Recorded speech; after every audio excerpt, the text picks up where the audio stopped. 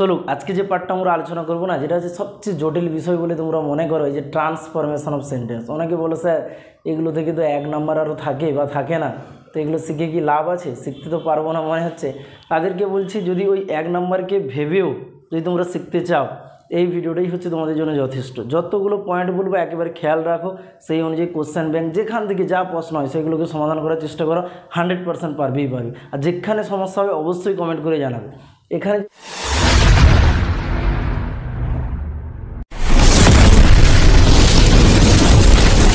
যে পার্টটা আমরা নিয়েছি ট্রান্সফরমেশন অফ সেন্টেন্সের জন্য, তিনটা পার্ট আছে। একটা হচ্ছে অ্যাফার্মেটিভ টু নেগেটিভ, অর্থাৎ হ্যাঁ সূচক থেকে না সূচক কী করে করতে হয়, বা না সূচক থেকে হ্যাঁ সূচক। এটা দুটো পার্টেই হতে পারে, মানে এটা থেকে যেমন সেটাতে যাবে, সেটা থেকে এটাতে আসবে।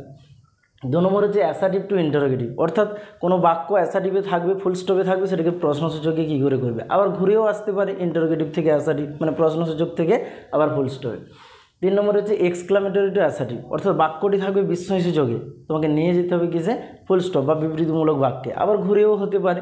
তো একটা পার্ট আমরা একেবারে সূক্ষ্মভাবে আলোচনা করবো। যেখানে সমস্যা হবে অবশ্যই কমেন্ট করে জানাবে। বারবার দেখো, দরকার হয় একটা পয়েন্টকে ভালো করে বোঝার চেষ্টা করো। আশা করি কোনো প্রশ্ন এখান থেকে মিস যাবে না। বোঝা গেল? চলো শুরু করি।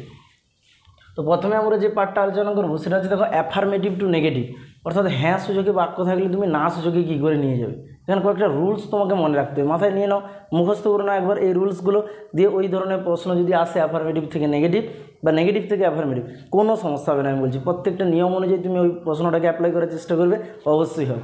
তো প্রথমে যেটা আছে মনে রাখবে, বাক্যে 1 নম্বর দাগে রয়েছে দেখো, বাক্যে যদি কোশ্চেনটায় অনলি থাকে বা অ্যালন থাকে বা মেরিলি থাকে। কী বললাম? Only, alone, merrily. প্রয়োজনে লিখে নাও। এটা ধরো প্রশ্নে রয়েছে, এদের থেকে অ্যান্সারে কী হয় মনে রাখবে, যদি অনলির পরে বা অ্যালনের পরে বা মেরিলির পরে যদি কোনো ব্যক্তি থাকে, কে থাকে? ব্যক্তি। এদের ক্ষেত্রে তুমি অনলির জায়গায় কী বসাবে? None but. আর যদি ওই অনলি, মেরিলি, অ্যালন এদের পরে কি থাকে? বস্তু থাকে। ভালো করে মনে রাখো, ব্যক্তি থাকলে নান বাট, আর বস্তু থাকলে কি বসাবে? Nothing but. এই একটাই জিনিস এখানে, অনলি থাকলে তারপরে যদি ব্যক্তি থাকে নান বাট, বস্তু থাকলে নাথিং বাট। তো এক্সাম্পলে চলো, প্রথম এক্সাম্পলটা রয়েছে দেখো, অনলি রাম ক্যান ডু ইট, এবং বলেছে তোমাকে অ্যাফার্মেটিভ থেকে নেগেটিভ কর। তাহলে শুরু হয়েছে কী দিয়ে? অনলি দিয়ে। এবার অনলির পরে লক্ষ্য করে দেখি এখানে যে সাবজেক্টটা রয়েছে, এটা ব্যক্তি না বস্তু? রাম একজন ব্যক্তি, তাহলে ব্যক্তির ক্ষেত্রে আমাদের কি বলা রয়েছে? নান বাট বসাতে হবে তোমাকে। তাহলে অনলির জায়গায় তুমি উত্তরটা কী করে দিবে? নান বাট আর যা আছে তা বসিয়ে দিবে। অর্থাৎ উত্তরটা এইরকমভাবেই দাঁড়াবে। দেখো, অনলির জায়গায় তুমি বসিয়ে দিলে কি? None but. বাকি যা আছে Ram can do it, just অনলিটাকে চেঞ্জ করে নাও। অনলি জায়গায় কী বসিয়ে দিবে? None but. তাহলে none but Ram can do it, অনলিটা রিপ্লেস হয়ে গেল নান বাট, কারণ এরপরে ব্যক্তি রয়েছে। এবারে বস্তুর ক্ষেত্রে দেখো, দ্বিতীয় বাক্যটা রয়েছে আই লাইক অনলি আইসক্রিম, আমি শুধুমাত্র আইসক্রিম পছন্দ করি। এবারে দেখো এখানে অনলিটা রয়েছে, অনলির পরে যে শব্দটা রয়েছে এই যে আইসক্রিম, আইসক্রিমটা ব্যক্তি না বস্তু? বস্তু। তাহলে এখানে এই অনলিটার জায়গায় কী বসাবে? Nothing but. তাহলে বাক্যটা দাঁড়াবে দেখো, I like nothing but, only জায়গায় নাথিং বাট আইসক্রিম। তাহলে আই লাইক অনলি জায়গায় নাথিং বাট আইসক্রিম, জাস্ট অনলিটা রিপ্লেস হবে। মনে থাকবে, ব্যক্তির ক্ষেত্রে নান বাট, বস্তুর ক্ষেত্রে নাথিং বাট। চলো সেকেন্ড নিয়মটা আছে দেখো, যদি বাক্যে কোশ্চেনে মাস্ট, হ্যাভ টু বা হ্যাজ টু থাকে, কী থাকে? Must, have to, has to. এদের থেকে তোমাকে উত্তরে কী বসাতে হবে? Can not but. ভালো করে মনে রাখো, এদের থেকে কী হবে? Can not but. প্রয়োজনে লিখে নাও একবার। তো এখানে দেখো বাক্যটা রয়েছে উই মাস্ট, এই মাস্টের জায়গা, যে জায়গাটা মাস্ট হলো, এই মাস্টের জায়গাটা যদি হ্যাভ টু থাকে বা হ্যাজ টুও থাকে, এই জায়গাটা উত্তরে কী বসাবে তুমি? Can not but. আর কিছু নেই। তাহলে বাক্যটা আছে উই মাস্ট ওবে আওয়ার পেরেন্টস, তাহলে মাস্টের জায়গায় তুমি বসিয়ে দাও ক্যান নট বাট। তাহলে উত্তরটা কী দাঁড়ালো দেখো, we can not but ওবে hour parents. মনে থাকবে। এবারে চলো 3 নম্বর নিয়ম। 3 নম্বর নিয়মটা রয়েছে দেখো, অ্যান্ড দ্বারা যুক্ত শব্দ, অর্থাৎ দেখবে কোশ্চেনে অ্যান্ড থাকে এবং অ্যান্ডের আগে একটি শব্দ থাকে ও পরে একটি শব্দ থাকে। এদের ক্ষেত্রে খেয়াল রাখবে যে অ্যান্ডের আগে যে শব্দটি আছে না, ওই শব্দটির আগে নট অনলি, এবং অ্যান্ডটাকে বাদ দিয়ে কী বসাতে হয়? But also. অর্থাৎ এক্সাম্পলে দেখো, হি ওয়াজ পোর অ্যান্ড অনেস্ট, এখানে দেখো অ্যান্ড রয়েছে, অ্যান্ডের আগে কী রয়েছে? পোর, পরে কী রয়েছে? অনেস্ট। তাহলে অ্যান্ডের আগে যে শব্দটি রয়েছে পোর, এর আগেই নট অনলি, এবং অ্যান্ডটাকে বাদ দিয়ে কী বসাবে? But also. তাহলে অ্যান্সারটা দাঁড়াবে দেখো, হি ওয়াজ নট অনলি পোর। ভালো করে বোঝো, অ্যান্ডের আগে যে শব্দটি রয়েছে তার আগে নট অনলি, তাহলে হি ওয়াজ নট অনলি পোর অ্যান্ডটাকে বাদ দিতে বলেছি, অ্যান্ডের জায়গায় কী বসাতে বলেছি, বাট অলসো অনেস্ট।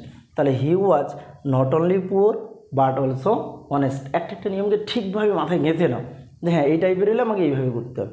সেকেন্ড বাক্য চলো, রাম অ্যান্ড রাজা ক্যান গো দেয়ার, রাম এবং রাজা সেখানে যেতে পারে। তো এখানে অ্যান্ডটা রয়েছে, অ্যান্ডের আগে দেখো রয়েছে রাম, পরে রয়েছে কি রাজা। তাহলে আমি ভালো করে বলেছি যে অ্যান্ডের আগে যে শব্দটি থাকবে তার আগে নট অনলি, অর্থাৎ তার শুরুতেই নট অনলি বসবে, কারণ রামের আগে তো আর কেউ নেই, আর অ্যান্ডের আগে তো শুধু রাম রয়েছে। তাহলে নট অনলি রাম, ভালো করে শোনো, নট অনলি রাম, অ্যান্ডটাকে বাদ দাও, অ্যান্ডের জায়গায় কী বসাতে বলেছি, বাট অলসো। তাহলে নট অনলি রাম, অ্যান্ড বাদ গেল, বাট অলসো রাজা ক্যান গো দেয়ার। মনে থাকবে তিনটা নিয়ম। এবারে চলো 4 নম্বর নিয়মটা কী রয়েছে দেখো, একটু ভালো করে বুঝবে, এইগুলো বেশিরভাগ আসে, নট যোগ করে নেগেটিভ করা হয়। কিছু কিছু বাক্য অ্যাফার্মেটিভে দেওয়া রয়েছে, তোমাকে করতে বলেছে নেগেটিভ, এদের ক্ষেত্রে কী করা হয়, ম্যাক্সিমাম সময় এই এক্সাম্পলগুলোই বেশি আসে। এদের ক্ষেত্রে তুমি নট যোগ করো, নেগেটিভ বলেছে যেহেতু, আর ওখানে যে মেন শব্দটাকে রেফার করবে, অর্থাৎ ওই বাক্যটার মধ্যে যেটাকে মেন শব্দ বলে তুমি ভাবছো ওইটার বিপরীত শব্দ, তাহলে নটও যোগ করো, মেন শব্দের বিপরীত বসাও। এক্সাম্পলে দেখো, I shall remember you, I shall remember you, আমি তোমাকে স্মরণ করব, আমি তোমাকে স্মরণ করব। তাহলে এখানে আমি উত্তরটা যখন বসাবো, আই শ্যাল নট, কারণ আমাকে তো নট বসাতে বলেছে, নেগেটিভ মানে নট হবে। এবারে এই যে স্মরণ করার বিপরীতটা তোমাকে বসাতে হবে, ভুলে যাও, তাহলে ফরগেট, তখন এই রিমেম্বারটা কী হয়ে যাবে, বাদ হয়ে যাবে, বাকি ইউ থেকে ইউ, অ্যান্সারটা দাঁড়াবে I shall not forget you. তাহলে ভালো করে একটু বোঝার চেষ্টা করো, এগুলো বেশিরভাগ আসছে, কিন্তু আমি ভালো করে বলে দিলাম যে নট যোগ করে নেগেটিভ করা হয় তাদের ক্ষেত্রে যে মেন শব্দটাকে বলা হবে না, সেই মেন শব্দটার বিপরীত শব্দ বসাতে হবে। অর্থাৎ এখানে ছিল আই শ্যাল রিমেম্বার ইউ, আমি তোমাকে স্মরণ করব বা মনে রাখবো, তাহলে আমি যদি ঘুরে বলি আমি তোমাকে ভুলে যাব না, আমি তোমাকে ভুলে যাব না, তাহলে স্মরণ করার বিপরীত। এবং not, I shall not remember থেকে ফরগেট ইউ, এগুলো কিন্তু ম্যাক্সিমাম আসে, ভালো করে বোঝার চেষ্টা করো। এবারে যেটা রয়েছে দেখো 5, বাক্যে যদি অলওয়েজ থাকে, বাক্যে কী থাকে, অলওয়েজ, এই অলওয়েজ থেকে অ্যান্সারে বসাতে হয় নেভার। তাহলে অলওয়েজ থেকে কী বসাতে হয়, নেভার, মনে থাকবে তো, অলওয়েজ থেকে নেভার। আবার ঘুরে আসতে পারে, নেগেটিভ থেকে যদি অ্যাফার্মেটিভ করতে বলে তাহলে নেভার থেকে অলওয়েজই আসবে। বাক্যটা দেখো, বলছে রাম অলওয়েজ লাভস ইট, এবং এদের ক্ষেত্রে অলওয়েজ থেকে নেভার বসাচ্ছ বা নেভার থেকে অলওয়েজ বসাচ্ছ, এখানেও মেন ওয়ার্ডটার বিপরীত বসাতে হবে। অলওয়েজ থেকে নেভার বসাও বা নেভার থেকে এভার বসাও, এখানেও মেন ওয়ার্ডের বিপরীত বসাতে হবে, ভালো করে মনে রাখো। তাহলে রাম অলওয়েজ লাভস ইট, রাম সর্বদা এটা ভালোবাসে, রাম সর্বদা এটা ভালোবাসে, 2-3 বার মানে করো, রাম সর্বদা এটা ভালোবাসে, মানে কি রাম কখনো এটা ঘৃণা করে না, অর্থাৎ ভালোবাসার বিপরীত, ভালোবাসার বিপরীত, মেন ওয়ার্ডের বিপরীত। তাহলে বাক্যটা রয়েছে রাম অলওয়েজ লাভস ইট, রাম সর্বদা এটা ভালোবাসে, তাহলে রাম থেকে আমি রাম বসাবো, অলওয়েজ থেকে কি বসাতে বলেছে, নেভার, তাহলে রাম নেভার। তাহলে আমি যদি সেই লাভ সিট থেকে লাভ সিট বসিয়ে দিই তাহলে কিন্তু বাক্য হবে না, রাম কখনো এটা ভালোবাসে না, কিন্তু প্রশ্ন তো ছিল রাম এটা সর্বদাই ভালোবাসে, মানে কি রাম মানে কখনো এটা ঘৃণা করে না, তাহলে লাভসের বিপরীত তুমি কি বসাবে, হেটস। তাহলে রাম অলওয়েজ লাভ সিট থেকে হবে রাম নেভার হেটস ইট, রাম কখনো এটা ঘৃণা করে না, প্রশ্নটা ছিল রাম সর্বদা এটা ভালোবাসে। বুঝে গেল না, বোঝা? আমি যদি বলি যে এরকম কথাটা যে হি ইজ পুয়ার, সে হয় গরিব, হি ইজ পুয়ার, ধরো এবারে দেওয়া আছে হি ইজ অলওয়েজ পুয়ার, সে হয় সর্বদাই গরিব, তাহলে অলওয়েজ থেকে আমি নেভার বসাবো, তাহলে যদি বসে রাম ইজ নেভার পুয়ার তাহলে ভুল হয়ে যাচ্ছে, দেখো রাম কখনো গরিব না, কিন্তু মানেটা ছিল কি রাম সর্বদাই গরিব, তাহলে ঘুরে বললে রাম কখনো ধনী না, রাম ইজ নেভার রিচ। বুঝে গেল না, বুঝে গেল। এবার চলো লাস্ট নিয়ম, এটা এই কটা নিয়ম মনে রাখলেই কিন্তু হবে, আর কিচ্ছু করতে হবে না এখানে। এর রয়েছে দেখো এভরিবডি বা এভরিওয়ান যদি থাকে কোশ্চেনে, অ্যান্সারে কী হয়ে যায়, নো বডি বা নো ওয়ান, আবার ঘুরেও আসতে পারে, নো বডি নো ওয়ান থাকলে এভরিবডি বা এভরিওয়ান দিয়ে করতে হবে তোমাকে, এবং এখানেও সেই একই জিনিস কিটা তোমাকে মেন ওয়ার্ডের বিপরীত বসাতে হবে। দেখো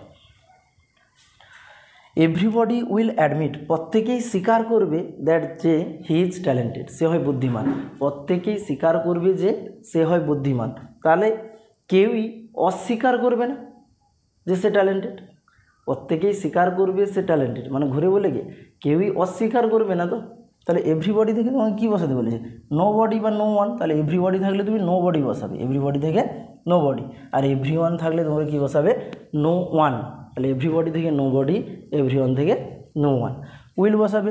এবার এই যে স্বীকার করা, স্বীকার করা থেকে কি অস্বীকার করা, অস্বীকার করা ইংরেজিটা হচ্ছে deny, DENY, that he is talented. তাহলে বাক্যটা ছিল দেখো, everybody will admit that he is talented, প্রত্যেকেই স্বীকার করবে যে সে বুদ্ধিমান, তাহলে কেউই অস্বীকার করবে না, অর্থাৎ অস্বীকার করার কোনো জায়গা নেই। তাহলে nobody will deny that he is talented. এই ছিল অ্যাফার্মেটিভ থেকে নেগেটিভ করার জন্য 6টা রুলস। 6টা রুলসকে মাথায় নিয়ে নাও। আমি বলছি এখান থেকে অর্থাৎ অ্যাফার্মেটিভ থেকে নেগেটিভ হোক বা নেগেটিভ থেকে অ্যাফার্মেটিভ হোক, একটাও কোশ্চেন ছাড় যাবে না, যেখানে যেরকমভাবে বলা হয়েছে সেই জিনিসটাকে সেরকমভাবেই মনে রাখবে। বোঝা গেল না বোঝা গেল না?